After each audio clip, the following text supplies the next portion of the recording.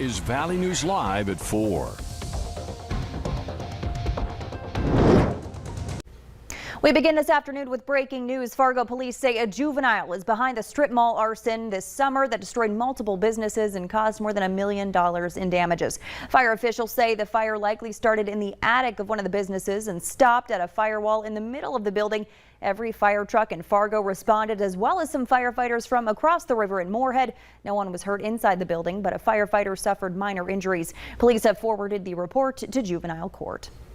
We have an update to a story we first told you about yesterday at 4. A bank robbery suspect out of Richland County has been arrested in Moorhead.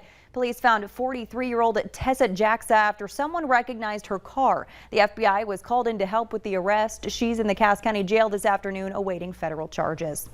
A Moorhead resident suffered serious burns today after a fire at a home daycare. That happened around noon at 710 12th Street North. Firefighters say flames and smoke were coming from the top floor of the building. They rescued someone from the top floor who they say was in pretty bad shape. He or she was rushed to the hospital with serious burns. The daycare was in the downstairs portion of the building. No children were hurt and they were sent home with their parents. State fire officials are investigating.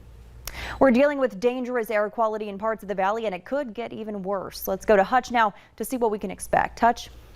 Stacy, thanks. Good late afternoon, everyone. Smoky skies in Grand Forks showing up on our sky cam there. Thanks to our friends at Home of Economy for that view. It has been extremely thick in the northern valley. A first alert weather day has been declared for tomorrow, and we are expecting smoke to be a part of our day, but that heat out to the west is heading our way as well. Right now, we're going to focus on that smoke, which has hit, look at this, hazardous level in the Bemidji area and points north, where you see these purplish colors there. It's very unhealthy, and you should not be outside breathing it. In fact, many events up in this area have been canceled as a result of the smoke. It is thickest from Roseau through Bemidji now as we set this smoke forecast in motion. Watch the reds push their way back to the west into the valley late tonight, and by morning we'll have some smoke here in Fargo, Fergus, Detroit Lakes as well. And again, you'll want to keep that in mind. As we go through the day, the smoke should start pushing back to the west. That's the heat punching in. We'll have details on that here in a second. There's that heat and the hot weather out near Bismarck. It's near triple digits there. It's heading our way. We're staying up to the north, a little bit cooler. Your hour-by-hour forecast for a first alert weather day tomorrow is coming up here in just a bit. Stacy. All right, thanks so much, Hutch. Before you go out and water your lawn this afternoon, you might want to listen up. Residents of Moorhead and Dilworth are under mandatory water restrictions. If your address ends in an even number, you're only now allowed to water on even numbered days. So if you live at an odd numbered address, you'll have to wait until tomorrow. Watering is only permitted between the hours of 8 p.m. and 8 a.m. There are some exceptions, though. Flowers, gardens, newly planted trees and shrubs, and freshly seeded lawns are all exempt from these restrictions. Customs and Border Patrol officers in the Northern Valley have been busy. They issued nearly 250 emergency action notifications from April to June, meaning they stopped tens of thousands of plant and animal products from potentially impacting the local environment. Ag specialists in Pembina found invasive snails and a shipment of construction equipment from China. And in International Falls, officials seized more than 18,000 pounds of meat and eggs that didn't fit U.S. health standards, including one type of meat that's flat out banned. North Dakota Governor Doug Burgum has appointed a new head of the Game and Fish Department. Deputy Director Scott Peterson will step up to fill the shoes of current Director Terry Steinwand, who's retiring after nearly 40 years with the department.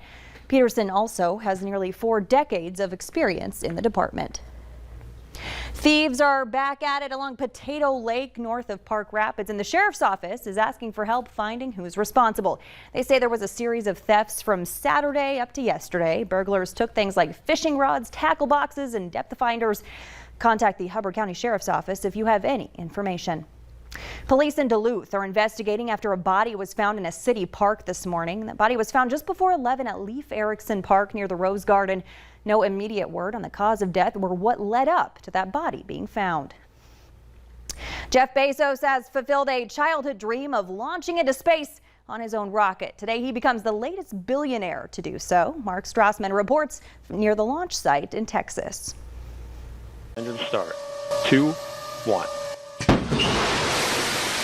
Blue Origin founder Jeff Bezos and his crew made history this morning, blasting off into outer space the first human passengers on his company's fully automated rocket. I felt peaceful and serene and calm. Surprisingly natural. surprisingly natural. The Amazon founder was accompanied by his brother Mark, 82-year-old aviation trailblazer Wally Funk, and Oliver Damon, an 18-year-old Dutch student. During the approximately 10-minute trip, they experienced majestic views and several minutes of weightlessness before returning to Earth. We set out to create the safest human spaceflight vehicle ever designed or built or operated. Bezos' space flight comes on the heels of fellow billionaire Richard Branson's flight earlier this month, ushering in a new era of commercial space travel. These are not inexpensive flights. Only very rich people or governments are going to be able to put people on board for a long time. So the question is, can they sustain this as a new marketplace and keep it going long enough for economies of scale to kick in and prices to come down? After a smooth landing, the excited and jubilant crew celebrated on solid ground. Bezos wants Blue Origin eventually to go to the moon and ultimately to colonize the cosmos. Today was the first step. Mark Strassman, CBS News, Culberson County, Texas. And Blue Origin is planning for 2 more launches this year. The next one will be sometime this fall. COVID-19 cases are on the rise even among vaccinated people, and some are calling the efficacy of the shots into question. Dr. Anthony Fauci testified before Congress today saying the rare breakthrough infections do not mean a vaccine is failing. Health officials are most concerned with preventing severe disease, which could land you in the hospital or worse. Doesn't necessarily mean the vaccine is failing, because it's still holding true, particularly with regard to protection against severe disease leading to hospitalization and deaths. Senate Republican leader Mitch McConnell has some direct advice for Americans after the hearing. Get vaccinated. He noted his own history with polio, now eradicated by vaccines, and praised science for delivering 3 COVID vaccines in less than a year. Across the country, local pools are seeing a major lifeguard shortage, and Fargo is no exception. The shortage at the YMCA has led to the shortening of pool hours and limiting access to certain facilities. But leaders at the Y tell us the process for becoming a lifeguard is easy. All you have to do is be at least 15 years old and a strong swimmer, then take the Red Cross lifeguarding course. It's a weekend commitment that'll keep you certified for 2 years. As a lifeguard, you are that primary defense. Emergencies can happen in an instant on the pool deck, and we need someone there who's watching that water, who is ready to act with that knowledge and skill training to make sure that people stay safe. You can find more information on the course right on our website, valleynewslive.com. Just click on this story. Many Olympic athletes surprised to arrive in Tokyo to find their beds are made out of cardboard. We'll have that story right after the break.